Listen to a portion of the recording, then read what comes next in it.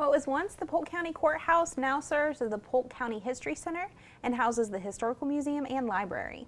The museum serves Polk's community through special events, volunteer opportunities, and educational programs. More details are coming up next on Polk Place.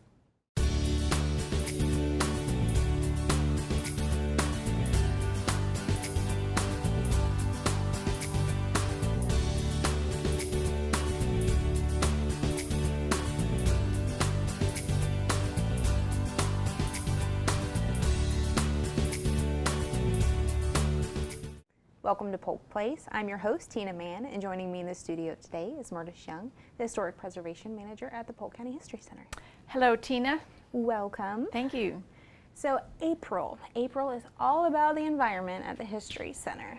So why don't you tell us about the Curators of Curiosity? This is a great month, April, spring. It's a nice time to be outside. It's a good time to think about the environment, right? Yes. So we created a program for the Curators of Curiosity to bring to their attention the very first Earth Day that was celebrated April 22nd, 1970. So we wanted to bring that to the attention of our visitors, our young visitors and family visitors, and give them an opportunity to create a poster that commemorates Earth Day and to think about the environment and appreciate the beauty and the value of outdoor spaces.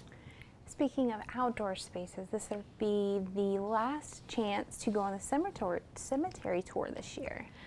It is our historic Oak Hill Cemetery. The tour departs from the museum the first Saturday of every month, so April 7th will be the last opportunity for the curated walking guided tour, primarily because by May the temperatures are a little high. Mm-hmm. So it's a great opportunity to take a stroll through this historic cemetery, learn about the early pioneers who came to Polk County, their story, their life story. Veterans actually from every conflict that we know about are buried there up to Vietnam. So it's a great time to be able to walk through, think about their lives, their contributions, and study a little bit about Polk County early history. Sounds like fun, and those are only held November through April? November through April. Mm-hmm. So they definitely want to get out there and check that out. So continuing with the environmental theme, we actually have a really special guest coming in April for the Lunch and Learn, one of our own. Our own director, Jeff Spence, who is the director of Parks and Natural Resources Division. And he is going to be talking with us about the restoration of the Circle B Bar Reserve. And you know, it's just so essential as our environmental lands and places like Circle B are so important not only to present day quality of life, but it tells so much about our heritage and the history of Polk County. So Jeff is going to come and talk with us about that period of time when this was being restored. You know, the lands were improved pasture lands for many, many years, and now for the past 10, 15 years, the property has been going through a restoration phase. So Jeff is going to talk about that. It's going to be really interesting to see how it looked when it, well, I guess, ceased offering pasture land to today.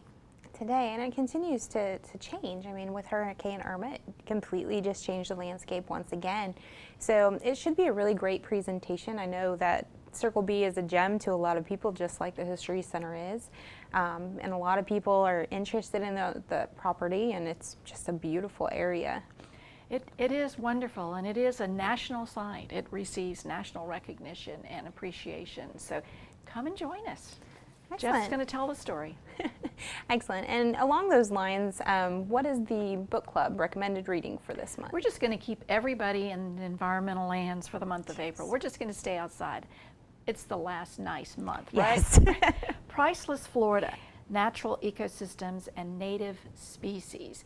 And this is a really beautiful book. It has a lot of illustrations, colorful illustrations and descriptions of ecosystems.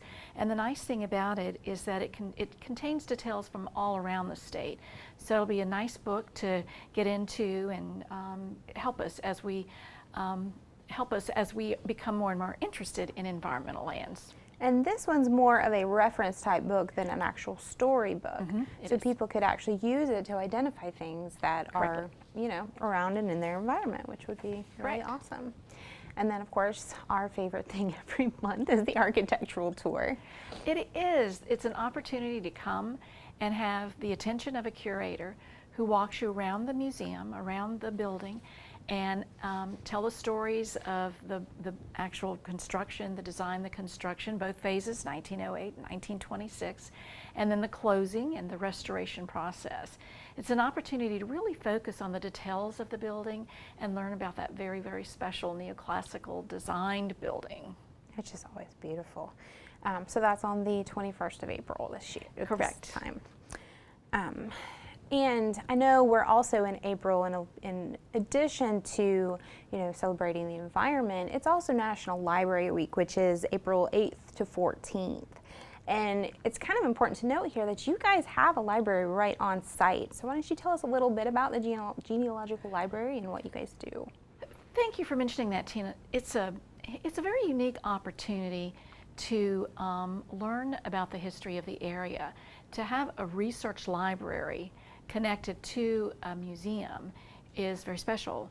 The library provides a vast amount of materials, photographs, aerials, maps, newspapers, cemetery directories, all sorts of documents, photos, materials to learn about the area, about the families of the area, about the cities, the towns, the development of all, and right on site. And it's just a really great opportunity. We have now, we have been implementing a digital process for the library, so you can actually go to our website and do some research, initial research, and determine what records are available through tax deeds, divorce records, cemetery directories, and make a determination of what we have. But always we love to have people come into the library and use the resources there. We have Ancestry.com and many, many publications to take you on a tremendously interesting journey through your past, your family's history, and the regional history. And one of the best things about your library is that you have an incredible staff who are just knowledgeable, and they can help you and walk you through. And I know that in the past they've provided some workshops and things like that to further all those things that they know and share their knowledge. And I know you guys have a couple coming up as well, one at the partner site at Bartow Library. That's correct, and it is fun. We actually have seen a preview of this presentation. Madonna Davis and Dorinda Gerard will be presenting this, and it's actually called it's Crime and Punishment, and it's an interesting research project. And so what they've done is they've taken 3 notorious trials that occurred in Polk County, and they take you on the paper trail to learn about, they connect the information from the resources in the library to learn about the crime, about the predator, about the victims, details about the trial, and then the punishment. And it's just an interesting story because it also tells you a lot about the colorful past of Polk County and some of our notorious figures who tromped around in this area. That sounds like fun. So that is actually on April 21st from 11:30 to 1:30, and that's at the Bartow Public Library, which is by the Civic Center. Correct. Okay, and then you're also going to have an in-house genealogical workshop. That is correct. It's April 28th at 10, and this is the 3rd year that we've hosted this particular workshop. The Daughters of the American Revolution Regent Gail Laundrie is a very accomplished researcher, and so what she does is she takes the participants through the process of discovery that is actually the required process for the Daughters of the American Revolution. So it's the Revolutionary War research, and it's quite interesting, very detailed, and very informative. Excellent. And I know we also have a couple of partner events we wanted to go ahead and mention. I think the Good Old Days Festival is coming up at Homeland Heritage. Yeah, another great opportunity to enjoy April's lovely outdoor weather, and that's April 7th, and it features pioneer crafts and lots of different things. Victorian tea will be there. Get to do a little corn shucking and have a contest. Music, food, storytelling. It's just a great, fun time to spend some time down at Homeland Heritage Park. Again, Right. that's April 7th, beginning at 10 o'clock. That's a beautiful site with a lot of more additional historic buildings that have all been gathered there here in Polk County. And then the Florida Humanities Council is actually having a speaker series over at the Lake Wells Museum as well. Those have been, it has been a series, and I've heard great things about them, and I think that the next Thursday, April 12th, is Florida's Amazing History and Why You Should Care. And then this is a program that's offered by Elliot Kleinberg. These have been very interesting programs, and I'd encourage everybody to go join our partner over in Lake Wales and learn a little more about Florida. Yes, and of course we would be remiss if we did not mention one of April's big events every year for Polk, huge draw for Polk County, which is the Sun and Fun Fly-In. That is correct. And you know, as a part of that, the one of our other partners, the Lakeland Library, has done a very interesting research project on aviation history. So you can go to their site, and they've got some stories and some information that tells some really fun stories about aviators, including our first female aviators from the area. So don't miss that. Excellent. And I know I'm kind of excited because I know you guys are in the middle of curating and creating this new exhibit about services in Polk County, county services in Polk County. You know the name of it. It is a great exhibit because the purpose of the exhibit is to tell the story about Polk County in service, and it's just the beginning of Polk County services. I mean, the Polk County government has a story to tell. Yes. And how it's been providing outstanding quality of life and services for the county. So one component in that exhibit features healthcare and the developing healthcare services in Polk County. And two of our great friends in history, Pete and Harriet Russ, donated to the library an authentic medical buggy. It's a physician's buggy. Wow. That was used 1888, the period 1900. Physicians use this type of buggy to travel around the county and provide healthcare services to the residents.